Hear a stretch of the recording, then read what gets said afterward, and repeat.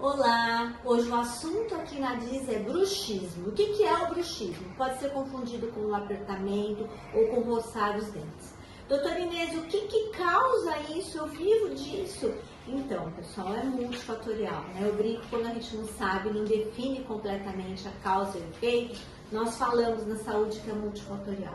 Pode ser desde um contato prematuro, que eliminando esse contato resolve o problema.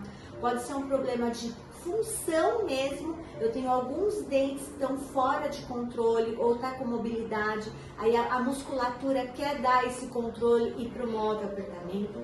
Pode ser o fato de um dente estar querendo esfoliar, um dente de tecido, a criança começa a se apertar e se brunir o tempo todo.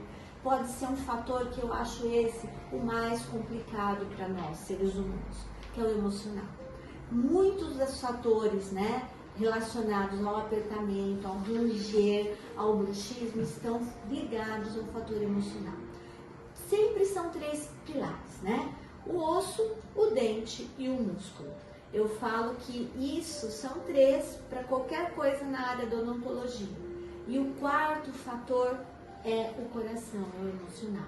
E esse nós não conseguimos controlar. Por isso que dormindo, muitas vezes, você percebe que o seu companheiro ou a sua filha, o seu filho aperta, arranja até de acordar você.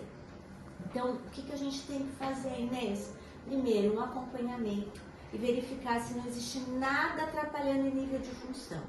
Se não tiver nada, ou você tentar resolver isso e mesmo assim não solucionar, vamos ter que ir mais a fundo, muitas vezes pedindo ajuda de outros profissionais.